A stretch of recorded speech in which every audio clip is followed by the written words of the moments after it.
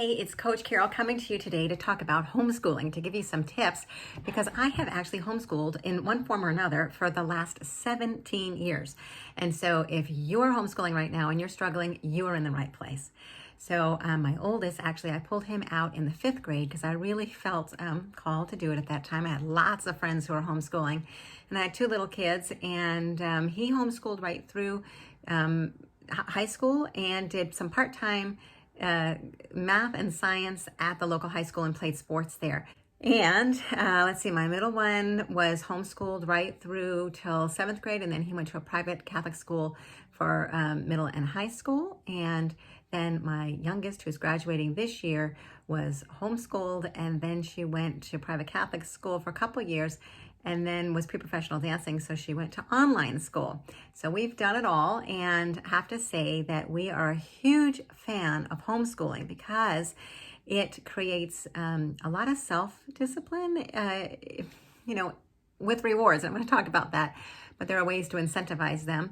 But they became internally motivated kids that had goals, and they wanted to reach those goals. And so my oldest is now at graduate school. He is doing prosthetics and orthotics, doing his residency in New York City. Very proud of him. He's doing mission work all over the world. He's done 3 or 4 trips now. And so that's huge. And my middle one's at the Coast Guard Academy. So again, homeschooling, people say, oh, my dad, everybody was nuts when I first started homeschooling, thinking that I was ruining my children, but the proof's in the pudding. My oldest, they were all straight A kids, and she's heading off to college too. So not to brag about me, I want to inspire you that don't feel like you're messing up your kids, because a big part of why I homeschooled was the stress that was happening in the school environment, that getting him home and being able to bring the family unit back together, being able to work one-on-one and to have time with me made a huge difference for my oldest one at the time.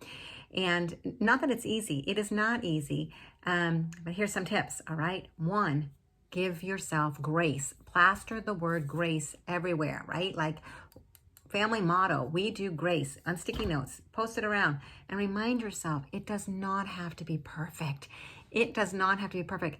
Going to school is not perfect either, right? And there's a lot of downtime. I've seen people posting, gosh, they're all done their school by 10 or 11. How could that be? Usually they're in school till 2:30. It's because there's a ton of downtime in the public school, all right? So it's not a bad thing to have time for them to work on hobbies. My middle one's home right now because he can't be at college. He's building himself a crossbow in the garage. He's gotten the supplies he needs, and he's doing that. He gosh, I don't remember how old he was. He wasn't, maybe it was middle school. He built himself an entire ghillie suit. If you don't know what that is, look it up. But he got all the fabric. He tied it in. He dyed it. He did the whole thing. They can pursue hobbies. So here's a suggestion, okay? 1, start in the morning. Always start in the morning. Get off strong then, because what I found is that if I didn't do it in the morning and we waited a while, it was hard to get them rallied back in or focused. So we got up in the morning, we had a schedule. We always had a schedule, and we had breaks. You can have like a little recess time. We had lunchtime. They were involved with preparing the food and the snacks. There's remember home ec, right? It's totally about home ec. They can participate in that. They can pick the recipes. They can help find the recipes. They can plan it, all of that. And snuggle up. Snuggle up. Do the reading time with them in your lap. Enjoy that time. We did bedtime stories. We love to read the lives of the saints. We love to read about Joan of Arc and some of the great adventure stories, and they would get in my bed. They might be afraid that I'm going to say this, but 13 years old, they still love to snuggle up and read stories together as a family in bed, all right, before bedtime. So it's totally a great bonding time to spend with your kids, with your families. Give them as much sense of control as you can. Let them pick the book. Rewards, all right? When you get your school done, you get to pick the bedtime story tonight. Or we didn't have TV for 15 years, but if you have TV, they get to pick the show, and maybe you set limits of what kind of show they can pick, but that they get to pick movie night on Friday night as a family, and popcorn, or you pick the snack. Maybe you're going to make ants on a log. We used to love that with the celery and the peanut butter and then the little raisins, right? Ants on a log. There's so many fun recipes like that. I just posted in my group a recipe for resurrection bread where they can get involved with rolling the dough, and then there's it's like hollow in the inside, so the whole idea of resurrection right now around Easter. But there's lots of things that you can do that are hands-on, and I know sometimes they're messy, but it is family bonding. And if you have older kids who can help with the younger kids, that's also huge in teaching responsibility. I have friends who had 10, 11, 12 kids, and that's how they did it. The older ones were always paired with a younger one to help them get them dressed and get them out the door when they had to go someplace, or to help care for them. Those are life skills, and that is something right now that we have a huge opportunity to come together as family to help. Around here, everybody's taking a turn cooking dinner, and I never know what I might be having. But they've been creative, and they're looking things up, and they're making new things, and they're willing to try things with each other. So, you can, no matter what age they are, you can have fun with picking that out, or helping to set the table, or make. When I was young, I used to love to make name tags and little things to wrap around the napkins, and there's creative things that they can do. Pinterest is a great resource to find some of those fun activities. So start in the morning, have a schedule, snuggle up time, get them buddied up, really enjoying that family time, and making this a time where when they're 50, 60 years old, they're going to talk about the days when there was a quarantine and everybody was back home. And I remember when my mom or my dad did XYZ. I remember back in the 70s when we had a snowstorm, and I swear the snow was up to the window tops. And I still remember that. We had no power for like a week, and we cooked over the fireplace, and my mom had hung a sheet up to block off. It was an open concept living room to block that up and keep the heat in. I still remember that. And the neighbors trudging through the snow to come over and have a meal with us, and laughing and playing games together, because we never did a lot of that. We were, back then even, we were a busy family. My mom and dad were always working, and this was a time that brought us together, and I remember it. And it's a blessing in a way to, in many ways, create that with your families now. Okay, so see the good. I challenge you to look for the good. Look for times when, you're going to create those memories. And here's another tip. Bribery works, all right? If they're driving you nuts and they're not doing your schoolwork, it really is not your job to be their friend right now. It's your job to be their mom or their dad, and to be mentoring them, to be teaching them discipline. And I always did rewards, and there were consequences. If they didn't do their schoolwork, then they might get an extra assignment. They might have to, of course, I taught cursive. This is a great time to teach them how to actually write and teach them cursive, but give them a piece of paper and they can practice making their letters, right? And my autistic daughter loved doing that. She was very artistic, okay? My middle son, oh my gosh, to make him sit and write letters, it was torture. You know what? I would go for the juggler. If you want to play, back then it was Game Boy or the electronic devices, you're going to get reward time when your school's work's all done. So here's the schedule. Let's get it done. And then we get to celebrate. If not, guess what? We got potatoes to peel tonight. Who's going to get to peel those potatoes? You can make it fun. Chore charts. Chore charts are awesome. We used to do a St. Francis chore chart, and they would get stickers for when they did well in school, right? When they got their work done, not when they did, like, when they got it done is what I was after, for when they did a good job. Of course, they got marked on their schoolwork as well, but if, what was right, what was wrong, what was a learning opportunity. But also a chore chart, who gets to clean the bathrooms? Because guess what? I didn't stand up to pee, so I wasn't cleaning those bathrooms. My boys learned how to clean bathrooms. Vacuuming and dusting and all those things. And we would crank up the music, and everybody could participate in that.